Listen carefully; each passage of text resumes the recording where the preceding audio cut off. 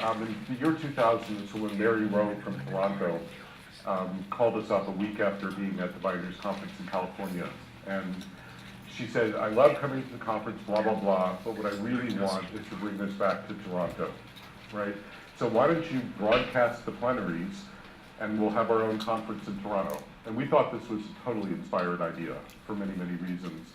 And for us, the point was to really start to embed a framework of solutions at the community level and to build social ties, to build social capital. And what has come up over and over and over through the years, and I'll cycle back to this, but social ties literally save lives. What we're doing here, what you're doing here by gathering the community is in fact one of the most subversive and profoundly productive things that we can do, is to start conversations and to actually gather together in community. And oftentimes the whole is greater than the sum of the parts, and the truth is none of us is going to solve this alone. I mean, it's only going to happen in community. So that alone, is profoundly important. So that was a very interesting thing for us programmatically to really start looking at the idea of building community at the very local level in that sense. In 2006, we undertook this project the gentleman mentioned called Dreaming New Mexico. A partner and I, basically, Peter Warshall, that's our home base, New Mexico. We're based in Santa Fe, and we wanted to see if there were anything we could contribute locally. And in honesty, we weren't sure that we could, and we also needed to be welcomed in the community and not just kind of parachute in, because although I've lived in Santa Fe since 1974, I've really never worked locally to speak of. And Bioneers has been nationally focused, for the most part, other than this program. And so, long story short, people said, yes, it would be really good if you could, add capacity locally. And so what we did is a mapping exercise, because the essence of what we're all trying to do here amounts to one thing. Well, when you look at resilience, there's a wonderful book that I strongly recommend called Resilience Thinking. It's very short, and it's got a bunch of really great case studies. It's by a group called the Resilience Alliance, which is a network of biologists and now sociologists as well. And the essence of resilience is about systems thinking. You can only solve the whole problem all at once. You cannot do it in silos. The first thing is, what do we know? That's the first question we actually have to ask, because if we went around this room, we would get probably as many versions of reality as there are people in this room. And in fact, there are such things as facts in the world. They do exist. There are certain things that are objectively, real in that sense, like how much chicken you're importing or, whatever it might be. So the first thing we did was to try to understand current reality. What is the actual state of reality? And which is a very exhaustive research process. And in many cases, what we also learned is that the data are not available. Just to give you one quick example of that, when we were looking at the food system, we know what New Mexico exports, because that's in the economic data. We have no idea what we import. And when you're looking at building a local economy, one of the first things you look at is what's called import substitution. Are there things we could be producing locally that we're importing? When chicken is a really good example in New Mexico. We import almost all of our chicken, whereas we could be growing all of that locally very easily, same with cheese or dairy. In fact, one organic dairy could provide all the dairy for New Mexico, for the whole state, right? I mean, they've got that granular.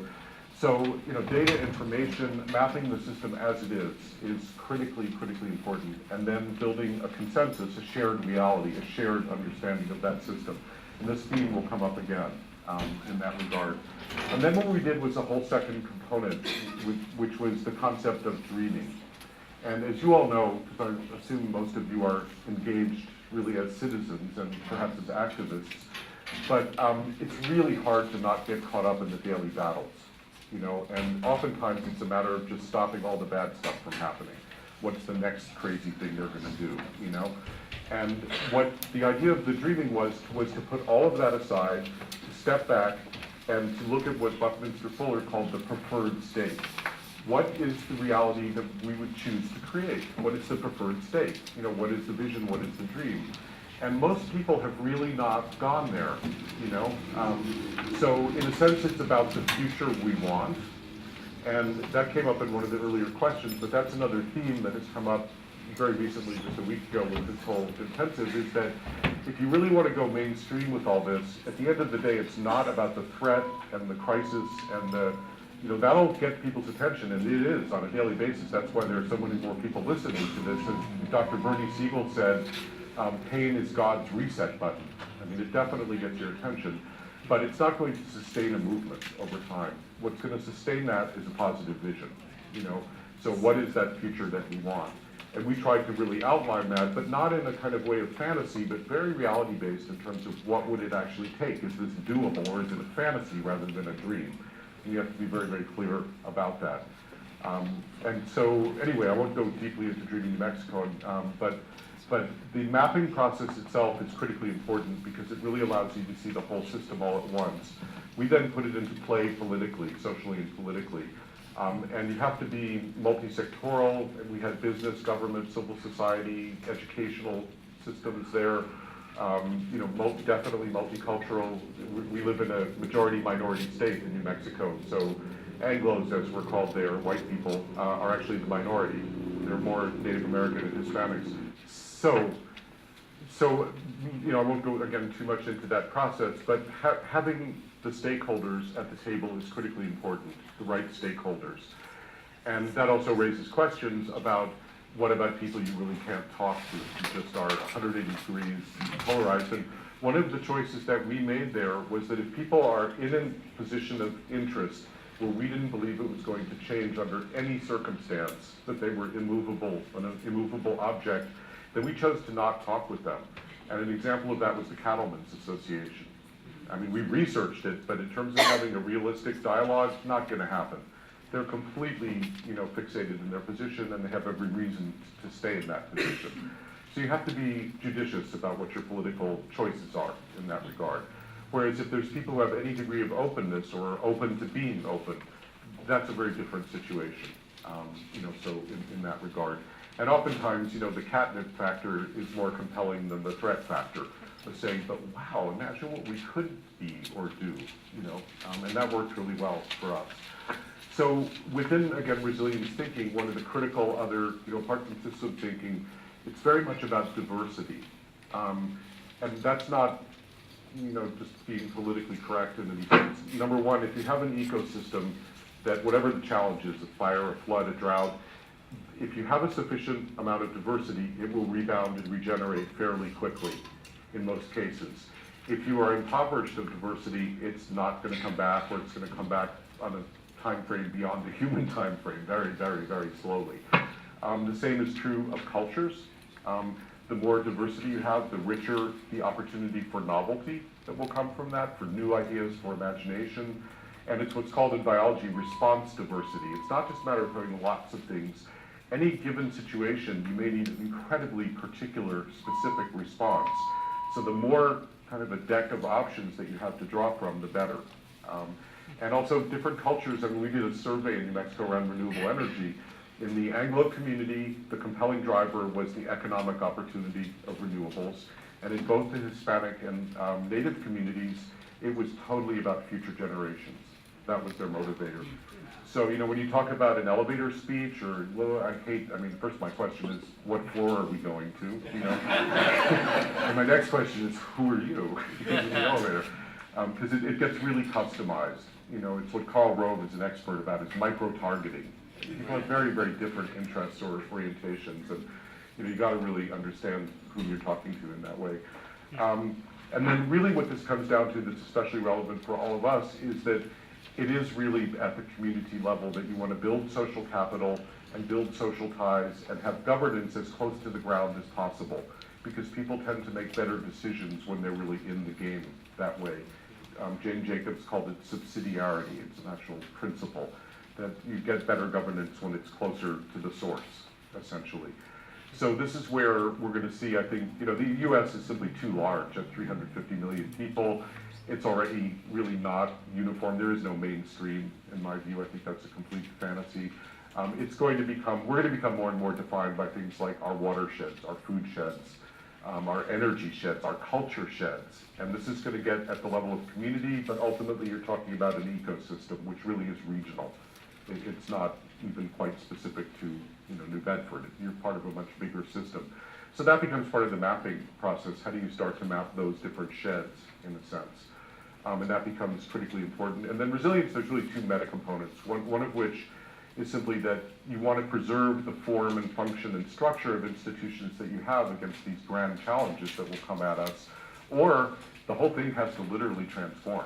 I mean, we're going to meet a new management, a new regime, as it's called in ecology, and with global warming going on, I mean, things are changing very quickly and look faster than biology can keep up with it. Animals can't migrate fast enough. I mean, they're very, very serious stuff.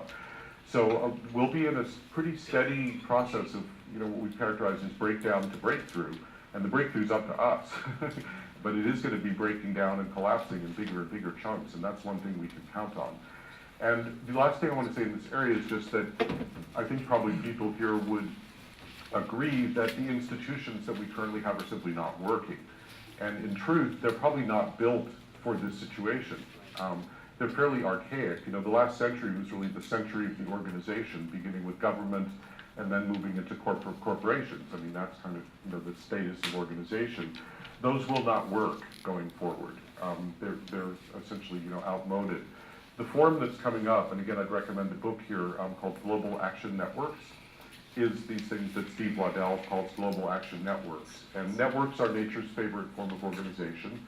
Their first function is communication, and the other functions are really about food and energy webs, basically. It's all symbiotic, it's always relational in that sense, and it's a self-organizing and self-feeding system. But Steve, in his book, Global Action Networks, goes through a whole taxonomy of the characteristics, and if people want, I brought some of that information. I'll give you a very quick summary of it.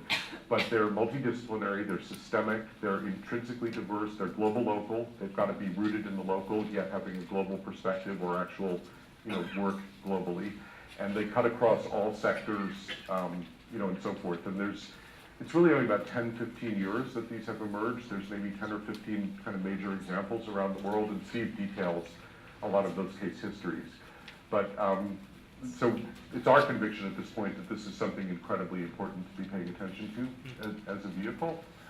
And we had Steve at our intensive last week to give kind of a summary of that and start to look at how you create that. And I'll just say in one regard, I'll give you one quick example. Let me sip some water.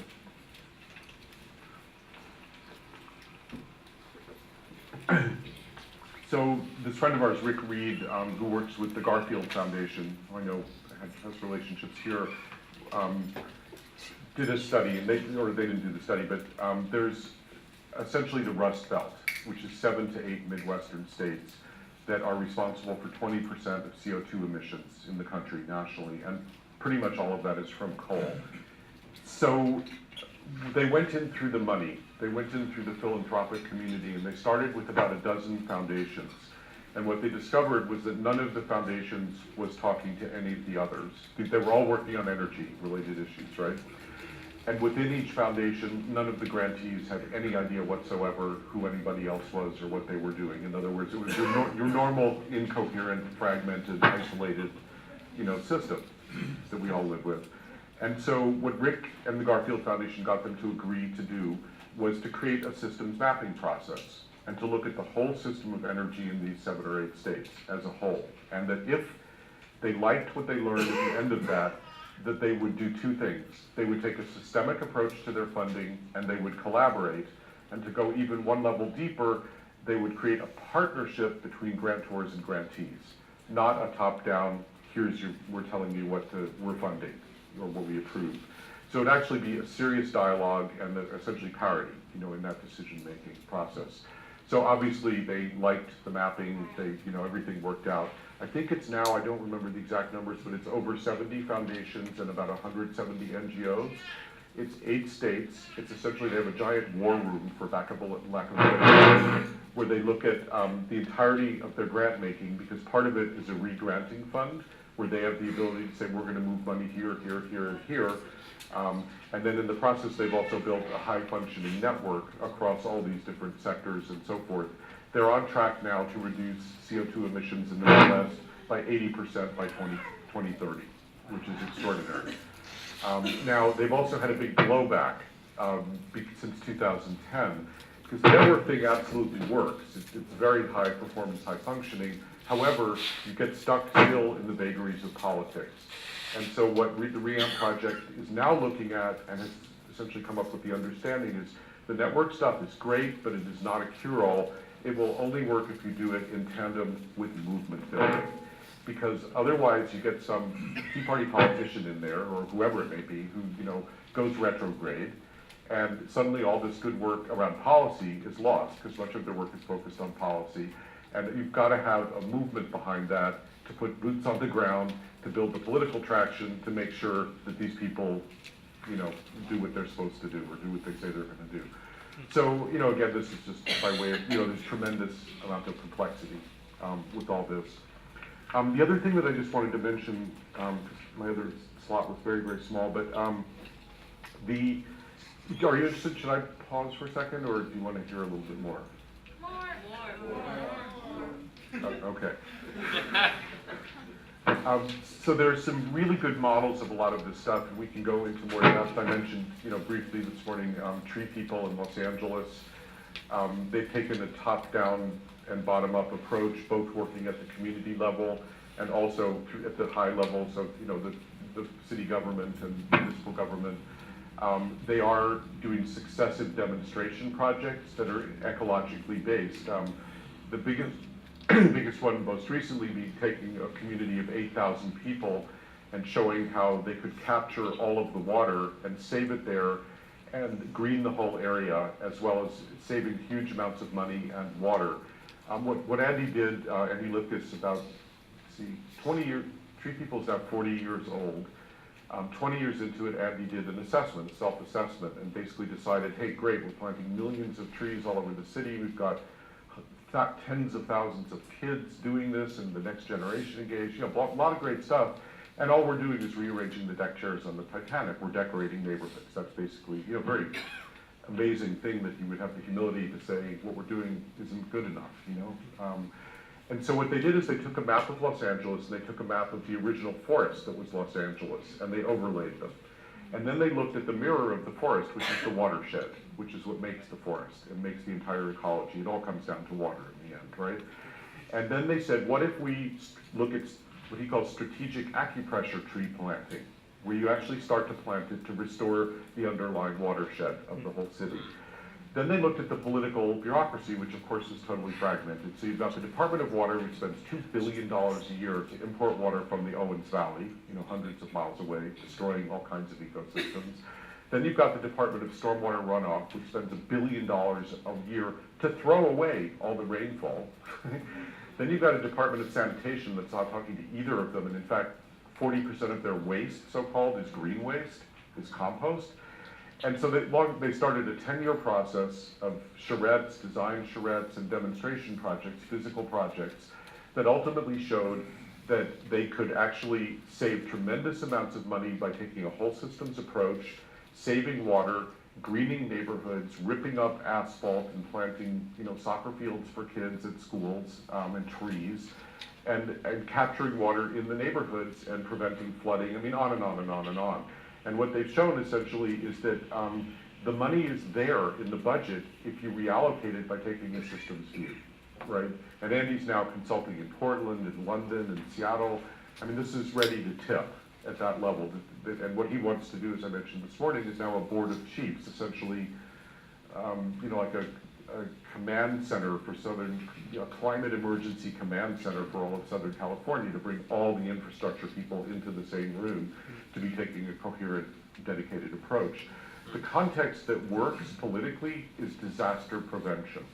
Nobody objects to that, everybody gets it. We're gonna have one after another disaster. This is the new normal. I mean, we can count on that.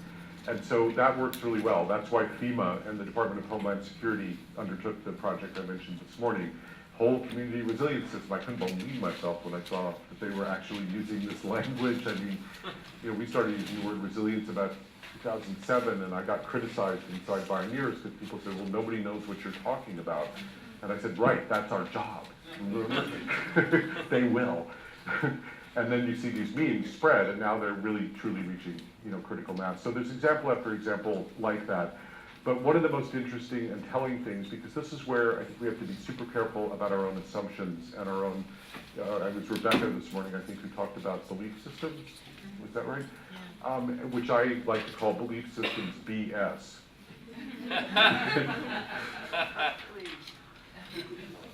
Which is often really what they are. And so the Department of Defense gets it. There's not to say there aren't tremendous internal politics within DoD now, but let me just share this with you. There's two things I wanted to share, and then I'll stop. Let's see, where is it? Well, here's an interesting factoid. I don't know if you knew this, but wealth in the U.S. today is 2 times as concentrated as Imperial Rome, which was a slave and farmer society. Cheerful fact. So yeah, the DoD has embedded sustainability now as part of the national security strategy.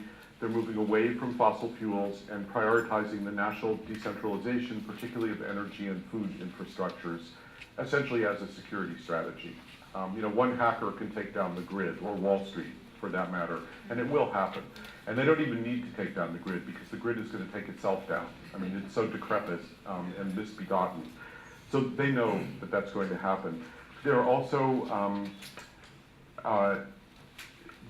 funding now, they just opened up 16 million acres of land that they control for renewable energy development, 13 million acres in the West and 3 million in the East.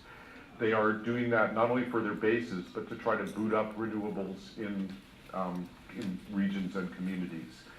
And they're not doing it all themselves, they're contracting with companies. It's what they did with jet engines, with microprocessors, with computers. They become the R&D arm that in effect is the market maker for an entire industry. So they are going for it. We don't need to fight these wars for oil from the national security. If we don't need the oil, we don't need the wars, right? That's a really good reason right there. And then it's just becoming way too insecure, all of it, the whole system, and they know that. So this is, and I'm so curious how Rush Limbaugh is going to deal with the military becoming tree huggers. I want to go on his show and ask him about that. And then this guy that we just had at Bioneers, Marine Colonel Mark Puck Mickleby, who is the special assistant to the head of the Joint Chiefs, he says the grand challenge is global unsustainability. These are his words. National security and the bridge to resilience have just as much to do with food, water, the built environment, transportation, education, healthcare, and the physical solvency of our nation as some bad guy sitting in a dark corner plotting whatever deed he's going to do. He presented this to the head of the Joint Chiefs, and Admiral Mullen said one word, 435. And what he meant by that was put one of these projects in every single congressional district, and he wants it within 10 years, right? So that, we gotta have faith on a certain level that this is happening inside the system, it's happening outside the system, it's happening on the edges. I mean, it's gonna blow. And we have to keep our eye on the horizon in that regard and keep the faith. It's inevitable, and that's part of our job is, to make the impossible inevitable. It's safe to say these things are hard, and it takes persistence. And yeah, and it takes practice. I mean, these are essentially communities of practice that are emerging. And also, what our experience is, particularly with Bioneers, is that when people discover that there actually are viable solutions and you can see a living, breathing model, it radically leverages the pressure for change. Yeah. And so, in many cases, the first steps need to be education and saying, but look at this, or look at what they're doing here. And then again, it's about the future we want. Things could be so much better. I mean, why do we want to live like this? This sucks, And, we want them to be in our playpen, in a sense. And then you want to do projects that have a growing edge, that we can't afford anymore to be incremental. We're out of time. I mean, this is it. We're in the red zone already, and we're trying to stay out of, complete catastrophe. So we need these projects that really push the edges of learning right now. And in terms of the public health thing, that's a much more, it's a complicated discussion, but climate is going to push that very hard with things like infectious disease, heat stroke. I mean, there's a long, long list of climate-related stuff. So, and they've done all these polls now for the Presidential Climate Action Project, and health issues are one of the main things people are concerned about related to climate change. So that's something I would, keep my eye on for sure. But I'm not going to go further with that for right now. That's okay. So just a few patterns, and these touch, I think, on some of your questions. But one of them is this top-down and bottom-up. That's how most of these projects are succeeding. And to kind of keep both ends working in that way. Another one is really around eliminating waste and saving money and finding, by doing that, there is money to do the right things that you want to do. So it's not necessarily going to cost more, or in the case of like what Andy did in Los Angeles with Tree People, originally there was money, I think 50 million to do some project. They ended up funding it for 200 million because the savings were 300 million by doing that. And once you enter into a serious set of metrics and actually really look at it, this stuff is provable. I mean, it's not abstract in that way. And just by taking a whole systems approach, that alone is a money saver. There's so much waste in the system. Another thing about scale is that there's what some people call a prototype crisis. That all these amazing projects get to a certain level of prototype, but then they don't go further. They get stuck there for whatever reasons. And that's something that really has to be dealt with. And oftentimes scale doesn't mean bigger. It can mean go forth and multiply. That this is something that you want to spread more widely rather than per se making it a bigger system in and of itself. And that's especially true at the more local levels. Regional, is the ticket with ecosystem-based design. Timeframes. We need to think both short and long because there are things that truly are immediate that have to be dealt with in the now. But you've got to keep your eye on the horizon in terms of the longer time frames. And also, one of the biggest problems, and it's a good example of this, is that certain things need a stability over a period of time in order to succeed. So you have to act like you're not going anywhere. You're actually going to be here in 10 or 20 or 50 years. So some people we know in Cleveland have formed something called the Evergreen Cooperative.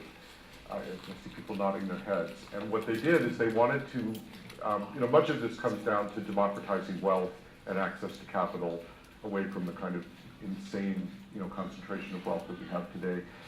So one of the problems with that is that corporations come and go. They're kind of hit and run, mobile global, and they'll go wherever labor is cheapest and environmental regulations are weakest. And so you can't count on them to be in your community in 5 years or 10 years. And they're the so-called job creators, which is really a myth, actually. But so what they did is they got several anchor institutions who are there to stay, principally universities and hospitals, to agree that they would become long-term clients of several worker-owned businesses and cooperative businesses. They started with a green cleaning operation and moved into some solar energy businesses, renewable energy businesses. And what they have are long-term stable contracts with these large institutions. That allows them to grow in a sustainable, stable manner. They don't have to take venture capital, which is looking usually for a quick hit.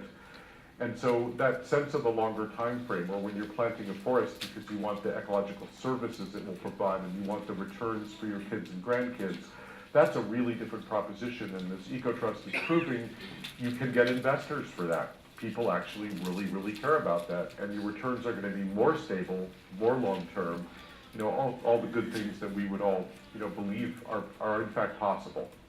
So that, time frames really, really matter.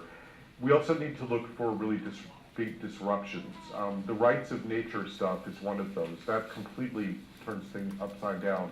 When ecosystems are valued in and of themselves for their intrinsic worth, and actually have rights, and people can stand as trustees legally on behalf of those ecosystems, it takes it out of the realm of property. And we have essentially a property rights constitution. It's one of the most fundamental systems errors that we have, and you'll never win on that basis. And I mentioned some of the numbers this morning. It's 142 communities now. It's even more than that by now, 350,000 people. But this is happening in smaller communities around the country of both the rights of nature, but revoking corporate constitutional rights and elevating the rights of communities to have the final decision making. This is good. There's at least one state now where there's enough of these networks and enough communities that they're going to go for the state constitution. And the next step is going to be going for the federal constitution. So, I'm trying to remember. I don't remember. I'd have to find out. Pardon? It might be Pennsylvania. I'm not sure, but there's a lot going on in Pennsylvania, and quite a bit in the Northeast now. I know New Hampshire is getting involved, and But this is pretty inevitable. I mean, this is going to pick up, a lot of steam. So, I think it's important, again, short-term, long-term. And, I've been around long enough that when we started talking about some of this stuff, forget being on the radar screen. We might as well have been UFOs. I mean, that's how seriously we were taken. And now it's going mainstream. I mean, look at food systems, which is the paramount example, stuff that many of us in this room, I'm sure, have been very involved with for decades, that they, marginal nonsense, never going to go anywhere. You're all dancing around the edges, and, well, not true, right? So, I think it was Portland or Oregon just did a study for economic development and found that the single best investment they could make is in their local food system, because it created the most new businesses, most jobs, most local benefits. I mean, this is a fact. This is for real.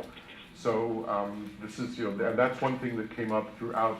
Oh, what I'm telling you about patterns, we did a process for this intensive where we interviewed 16 or 18 so-called thought leaders and doers, all working in different areas of community resilience across all kind of sectors. And then we're collating all of that and building sort of the beginnings of a map. But these are the patterns that every single person practically was hitting on one way or the other. And food.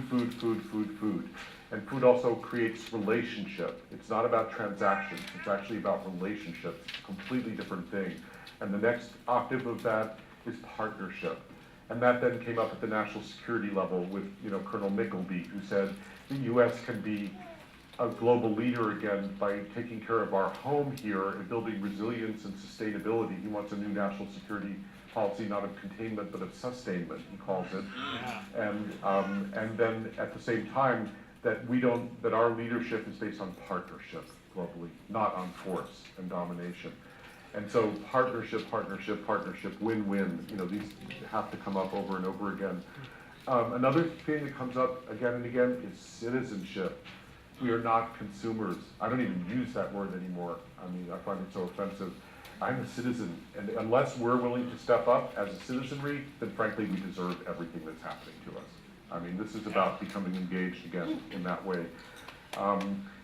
Community building. I mean, over and over and over. Anything that provokes conversations and builds community in the way that this event is doing so beautifully, that's what it is. Another big theme is legalize sustainability. Half this stuff is illegal. You can't collect your gray water. You can't, there's zoning regulations. We have a Beaming Bioneers in Houston, and this guy did a presentation on how you can use salvaged building materials instead of, having to create new materials. The head of the building codes of the city of Houston was in the room. They connected. Houston has just changed all their, building regulations, so you can now use salvaged materials. I mean, that's how this stuff happens. So legalizing sustainability is a really big thing.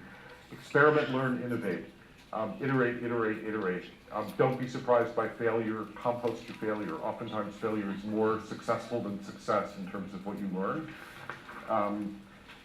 Leadership development is incredibly important. There's no infrastructures for leadership development. We need more leaders. We need people going into public office as well. I mean, we can't have disdain for that.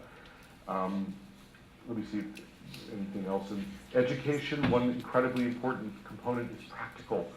I mean, I don't know the numbers, but thousands and thousands of community colleges. That's actually where the rubber meets the road in terms of sustainability. We need like a green, yellow pages is what we need, And the people are not there who have the training. Where are we going to train 50,000 or 100,000 farmers? Tomorrow's eco-farmers. There's no way to learn this now, And on that subject alone, there's a lot we could say. And ideas matter. It was this Milton Friedman quote, ironically, where he said something to the effect of, when people enter into a crisis, they grab for the ideas that are lying around. Right? Well, we need to be the ideas lying around right now. People are desperate. They're looking for new ideas. What we're doing is not working, right? So that's a large part of our job. That's why we're so focused now with Bioneers on really turning it into kind of a media company. Because once people find out about this stuff, there's no stopping it. And an idea whose time has come is unstoppable. And then the last piece I would just say is really about community organizing. I mean, it gets very basic, and this is shoe leather, it's going door to door, it's very patient, and it's so much about listening and not kind of going and laying your trip on somebody else. if you're really a community organizer, the first thing you learn is you go and you ask people what their perception of their problems or their issues is. And that's where this has to start, is with a listening campaign, in fact.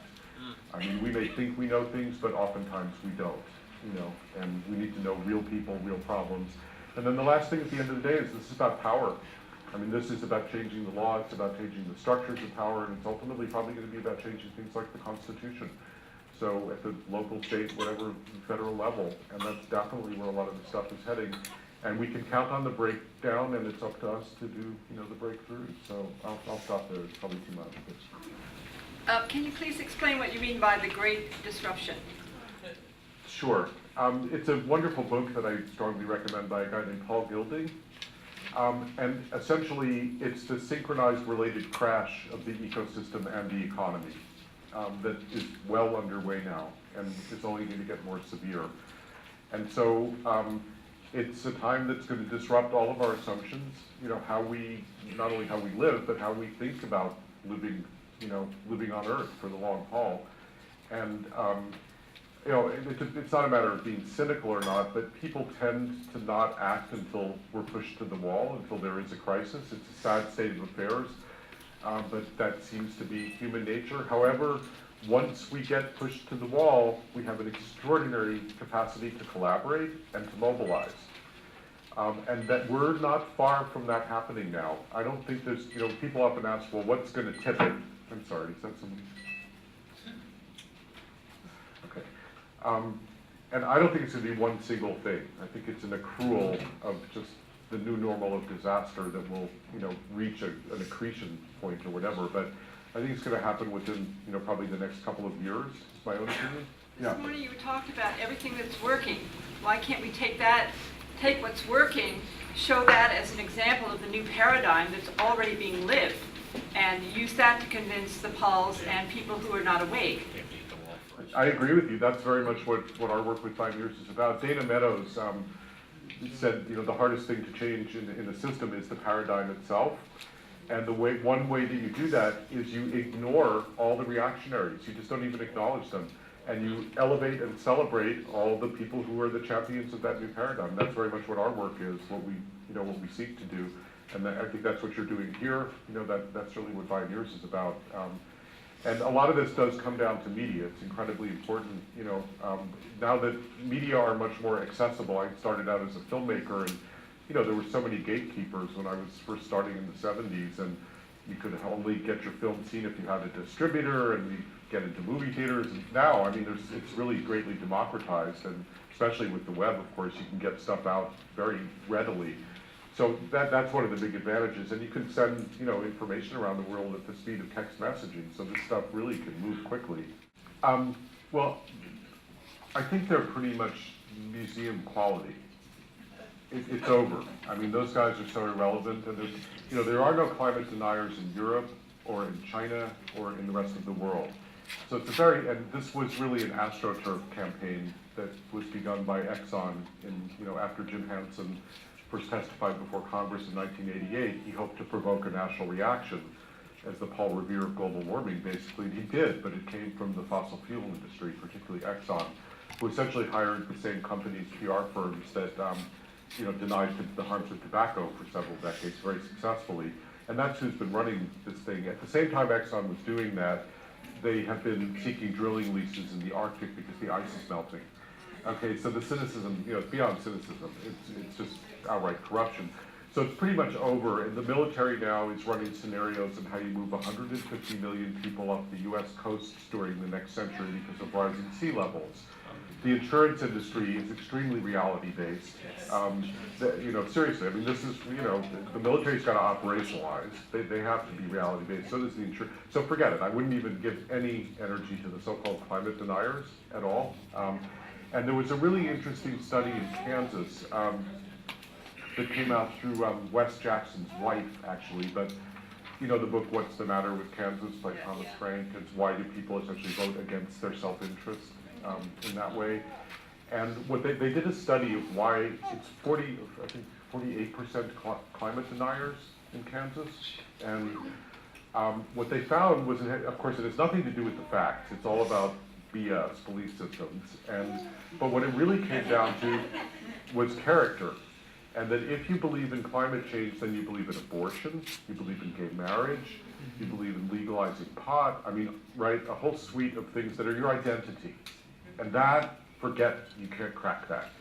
So what they did is they did demographic surveys of what Kansans value.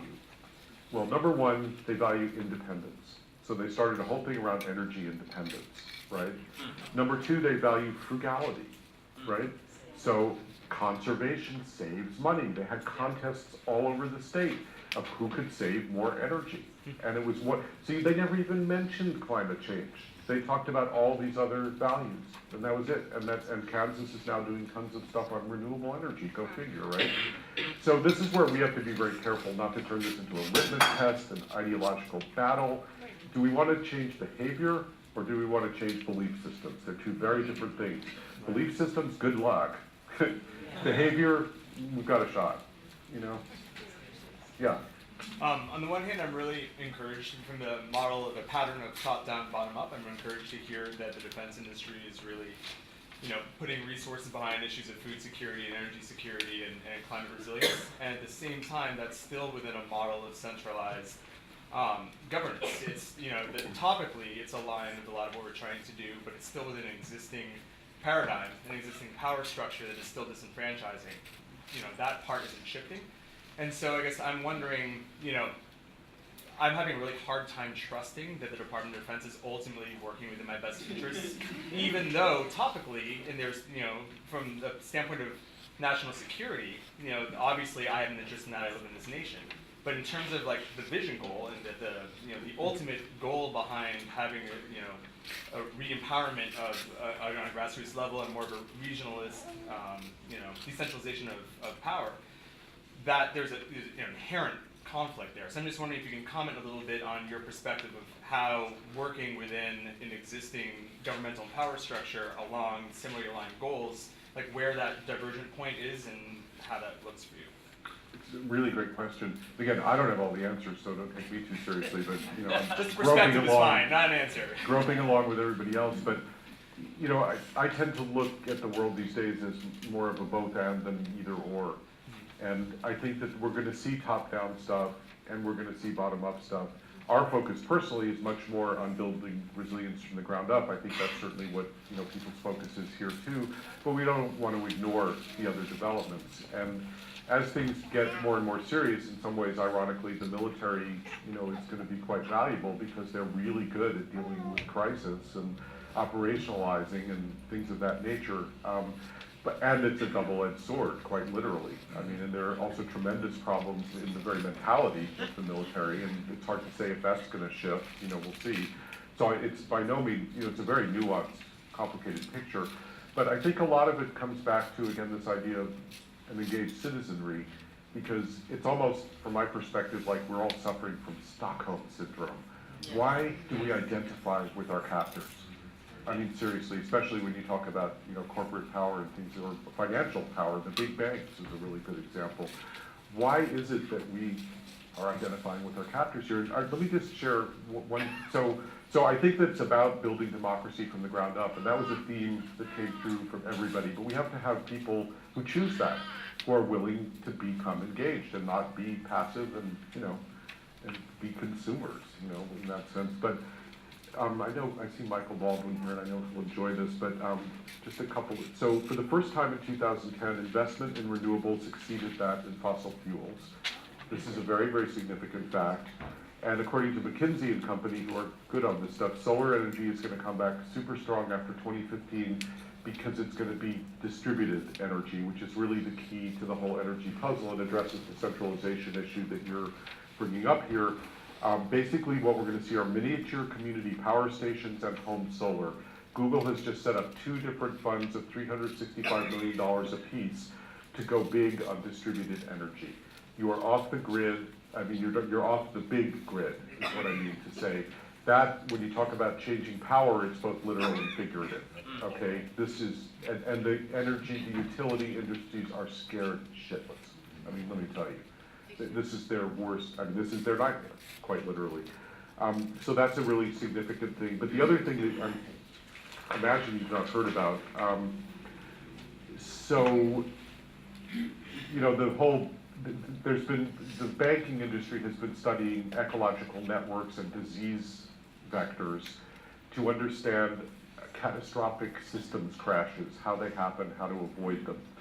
And in essence, I mean, there's a bunch of different things, but in a contagion, you have, in a disease contagion, you have these things called super spreaders, which cause a contagion. And the big banks, the too big to fail, essentially, are too big not to fail. If they're too big to fail, they're too big. They're super spreaders. When one of them goes, the other one goes. So the banking industry itself is looking at breaking up big banks intrinsically as an institutional form. And they themselves, includes the Bank of England, right? It's looking at this. And ironically, it was the Chicago School of Economics, Milton Friedman, who his mentors, the people before his little psychosis, came to the same conclusion that we should nationalize the banks and break them up because they're too big to regulate and too big to fail. And so here's what's going on. In the wake of the banking crisis, millions of people have moved their money to smaller, values-driven banks. And there's something called the Global Alliance for Banking on Values, which you can Google, GABV something, I don't know, but Global Alliance for Banking on Values. It's a consortium of 19 of the world's leading sustainable and values-based banks whose decisions are based first on the needs of people and the environment. So in 2012, a study that just came out this year by Rockefeller Foundation compared the performance of 17 of these banks against 29 too big to fail banks. The sustainable values-based banks outperformed traditional mainstream banks in return on assets, growth in loans and deposits, and capital strength.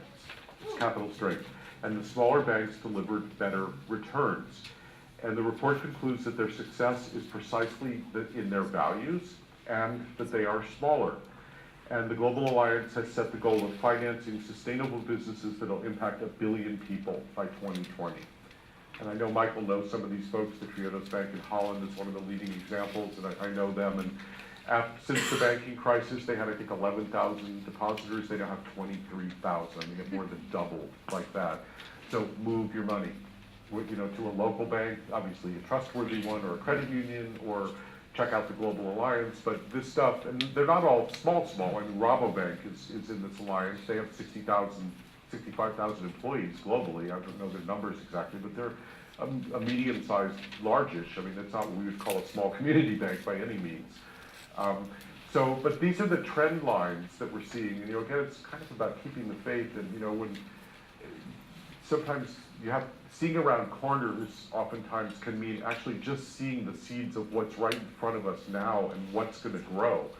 And this is a very, very clear trend line. And I think it speaks to what you're saying about centralization. It's essentially asking about the perils of becoming too localized and what might happen that could be bad in that kind of a context, right? Yeah. And it's a really important point. I mean, think of the Ku Klux Klan. You know, that's decentralization in the South. That's why we had federal civil rights laws. I mean, or violence against women, you know? I mean, how do you like the Taliban, you know? So, I mean, and you don't need the Taliban. There's plenty of people in this country. So it gets very complex at every level. And the truth is that we live in, for better or worse, we live in a globalized world. I mean, when we did the Dreaming New Mexico project, we thought we were doing a mapping of what that we called the age of local food sheds, and we changed that to becoming the age of local food sheds and a fair trade state. Because people get very carried away with localism, and we're going to do everything ourselves, grow all our food, have all our energy. Well, in New Mexico, if we grow all our food, we would not have coffee, we would not have chocolate, we would have mangoes. I mean, you know, go down the list, rice. I mean, so in fact, we're all connected. And then secondarily, in New Mexico, if we were 100% local food, we would be putting out of business thousands of subsistence Mexican farmers. I mean, is that the goal, you know, to do that? I don't think so. So you really have to look at how these different, you know, it's all nested with webs of connection. So we ultimately said the state of New Mexico should have a fair trade policy at the state level, which, you know, we think every state should have this. And that you then trade, make trade a positive. You trade with communities who share, you know, have a kinship with your values, with what you're doing. But it very much comes down to, I mean, I have a very, I don't know what I would say, but it's complicated. Different places are different. And I think, number one, there's going to be kind of the luck of the biological draw right now, or the climate draw. Some places are going to get walloped, and they're probably, frankly, history. I mean, to be blunt about it, you know, they're not going to survive in the longer term. And sometimes it'll be the luck of the draw to do with climate, and other times it's going to be about the culture shed. My partner Peter Warshaw calls this the burdens of history, that there are places in the world where there's so much strife and long-term conflict and long-term vendettas and hatred among people that they're probably not going to get by, you know, because they're just going to collapse under their own burdens of history.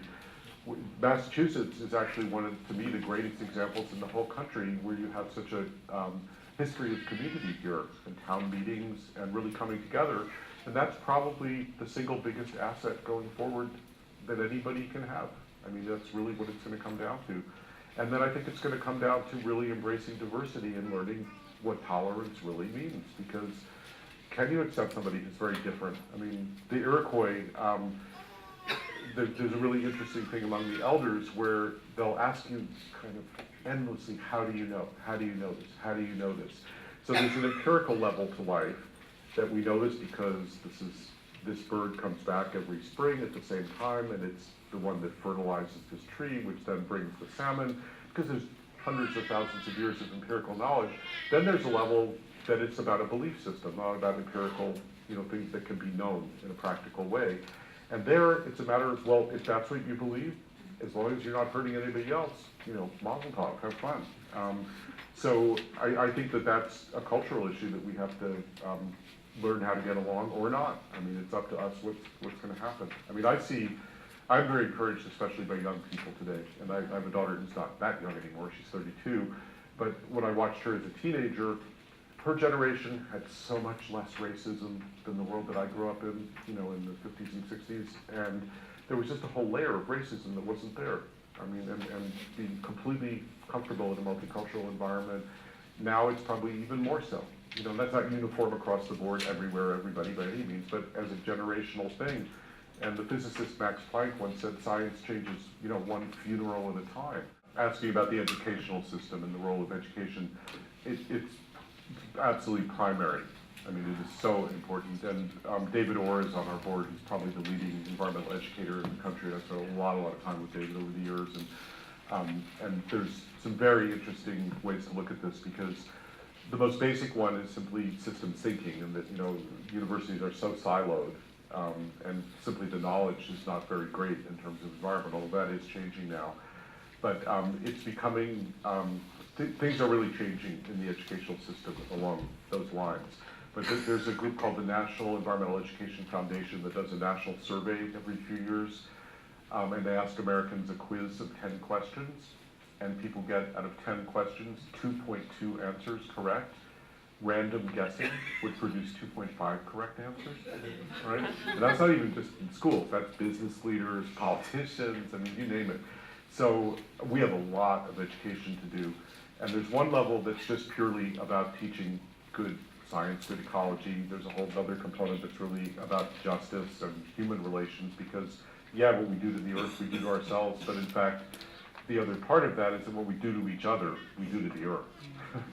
Greed, exploitation, you know, poverty, all these things. So, but the real gold ring with it, I mean, that is happening now in a much bigger way. Sustainability education is going to go mainstream imminently. It's already beginning, and young people, from what I'm told, want this. It's becoming a very popular major.